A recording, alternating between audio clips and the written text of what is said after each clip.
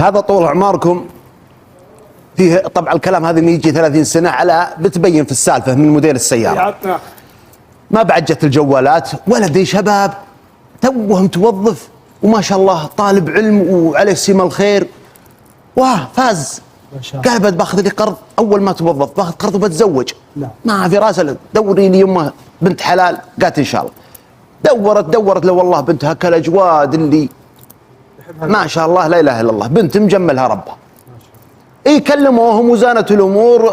رح شفها، راح شافها. يوم شافها ما شاء الله لا اله الا الله، يوم انشرح صدره لها وهي مثل دلوا يتبادلون الابتسامات في هالنظره الشرعيه، وسبحان الله الف الله بينهم. هو ما عاد وده يطلع من البيت. هي من الوناسه. وترى هذه من النظره الشرعيه فعلا، يعني تنبيه للشباب. يجوز اللي راحت معها وهي ما شاء الله. لا ما هو بعد تفلها مره بس.